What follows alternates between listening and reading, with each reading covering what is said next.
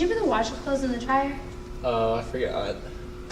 My mom's coming tonight. Our place is a mess. There's clothes everywhere. It's okay. We'll figure it out. I'll get it done later. No, we just need everything. Oh, come in.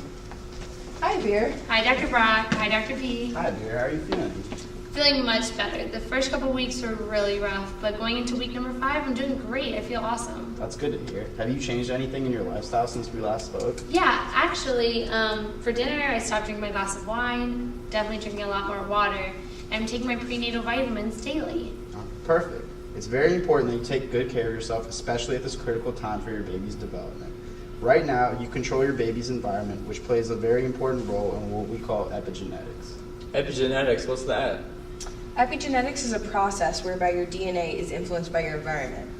So it's been shown that the way your genes express themselves can be changed even before a baby is born. A researcher named Dr. Schroeder and her colleagues conducted an experiment that showed several different DNA expression alterations in the placenta due to environmental factors. So, what does that really mean? In other words, what you eat, what you do, and the environment you are starting in at the very beginning of pregnancy can change how your baby develops. So, what else do I need to be careful of? Well, you should be careful of teratogens, which is anything that can cause a birth defect. Some common teratogens are drugs, illegal and legal, tobacco, caffeine, alcohol, pollution, illnesses, and stress, both physical and emotional. So, I'm guessing coffee's out of the question? And does that mean I should limit my smoking? Ideally, you guys should probably both quit. So, even though I'm not the one that's pregnant? Yes, any secondhand smoke that your wife inhales can cause harm to the embryo.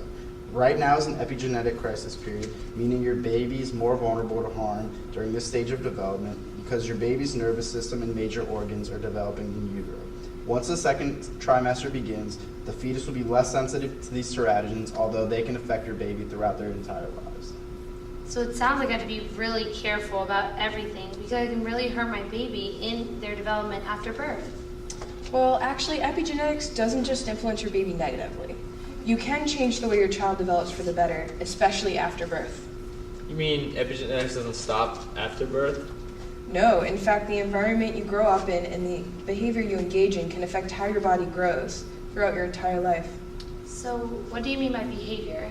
Well, so for example, we all know that exercising is good for health, but 2 scientists named Dr. Abel and Dr. Risman found that running induced positive changes in the hippocampus and the cerebellum of adolescent mice. The cerebellum regulates motor learning and control. So this finding means that exercising can positively affect your future teen's motor behavior.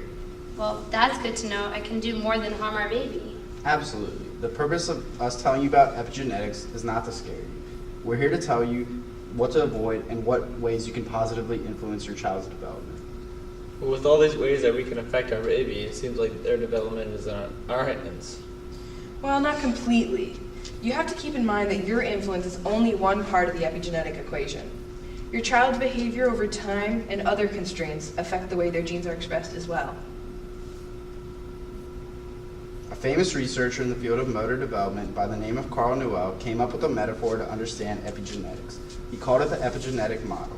Basically, many different factors like teratogens, the environment, and genes shape a landscape.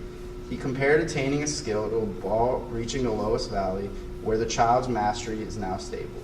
Epigenetics changes how hard or easy it is to get to this skilled level by changing the slope of the hill. However, time and intentions ultimately determine when skillfulness will be reached. So all in all, it sounds like genes play a significant role in our child's life, but it doesn't decide his fate. We need to be careful about how we affect our child's environment, both while I'm pregnant and even after the baby is born. We need to understand how epigenetics works so we can help our child develop as quickly and healthy as possible. Exactly. Awesome. Thank you guys so much. It really helped to learn all Thank you, this. thank you. Of course. Good luck. Thank No you so problem. much. We'll See see you you next soon. time. Yep, See you see you next time. soon. We need to do the laundry like I'll get it right now. done. I'll get it done. We need Don't to worry. do that like ASAP.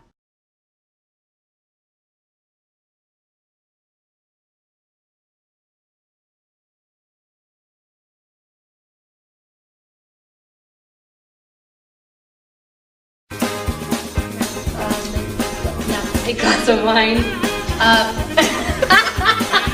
Actually, epigenetics. It's okay. Just stick one of my lines. But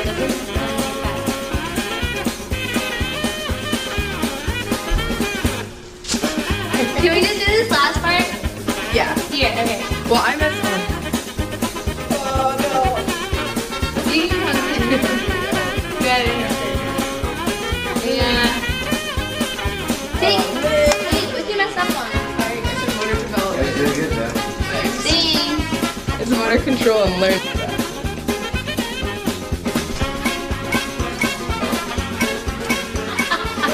The drunkard. My midnight glass. You're drunk right now. We gotta send